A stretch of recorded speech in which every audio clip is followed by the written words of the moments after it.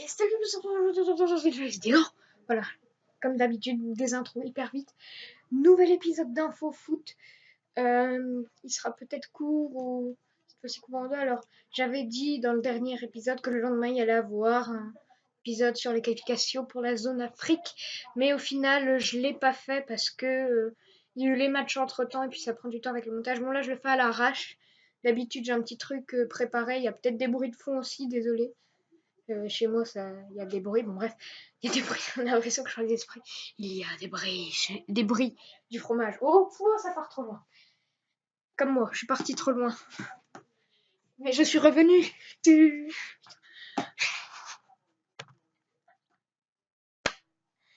Oh, la pire intro, l'intro trop énergique. Donc d'habitude, j'ai un petit texte préparé. Là, je vais la faire un peu à l'arrache. Je vais faire quand même du montage. Je vais essayer de bosser par-dessus le montage et tout ça. Donc, on a plusieurs points à aborder. Voici les titres de l'actualité footballistique. Alors, dans le dernier épisode d'InfoFoot, je vous avais parlé de la commission de discipline qui allait juger deux faits. Ils ont été jugés. Je vais vous dire tout simplement, je vais vous dire les décisions qui ont été, je vais vous donner les décisions qui ont été prises. Pardon. Ensuite, donc les derniers résultats des qualifications à la Coupe du Monde et toutes les informations sur le tirage au sort, les chapeaux, la date, le lieu, l'heure.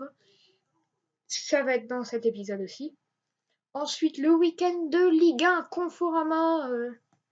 Voilà, c'est le week-end qui est en train de se jouer. Et pour l'instant, je crois que c'est tout, oui. Et une autre décision disciplinaire de l'UEFA. Je vous mets les images, vous allez savoir ce que c'est tout de suite. On va commencer par parler de la commission de discipline de la LFP qui a pris deux décisions, donc une sur le derby juste avant la trêve.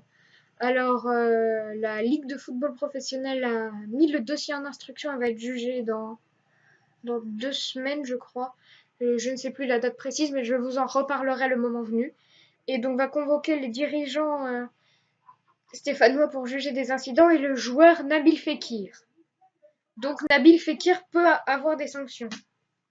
Enfin, il peut apprendre. Parce que normalement, quand un joueur est jugé par un arbitre, il ne peut pas être rejugé. Et Fekir s'est pris un carton jaune. Mais le carton jaune n'a été attribué que pour le retrait du maillot. Et il n'a pas été jugé pour la provocation, le fait de le présenter. Le carton jaune, c'est que pour le retrait du maillot. Donc, c'est pour ça qu'il peut être rejugé, car il n'a pas été jugé sur la provocation et le fait de présenter son maillot face aux supporters adverses. Et l'autre information de la commission de discipline de la LFP, c'est la rencontre Amiens-Lille.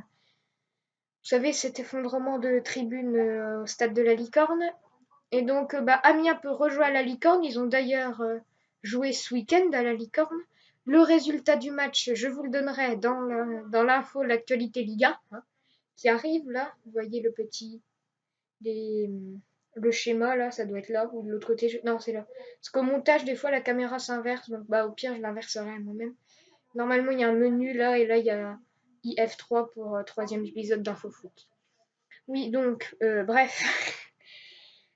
Amiens peut rejouer à la Licorne et le match Amiens-Lille se jouera demain à la Licorne. Donc, il y a quelqu'un qui m'a demandé si je ferai un live. Je ne ferai pas de live parce que je devrais commencer pile au moment où je rentre du lycée et ce serait compliqué. Donc, non, je ne ferai pas de live.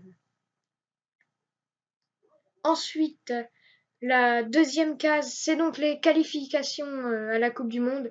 Alors, il y a eu les derniers barrages et les derniers résultats de la zone Afrique. Je m'en souviens un peu exactement, mais là, je vous affiche actuellement tous les qualifiés avec les chapeaux. Vous voyez, donc le chapeau 1, il y a presque toutes les grosses écuries, dont la France et la Russie, le pays organisateur. On retrouve aussi l'Allemagne, notamment.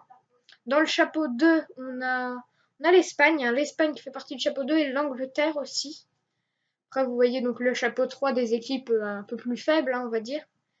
Et le chapeau 4 avec les équipes les plus faibles, comme notamment on va dire la sélection qui a le moins bon classement FIFA, parce que les chapeaux sont déterminés avec le classement FIFA, c'est l'Arabie Saoudite, vous le voyez.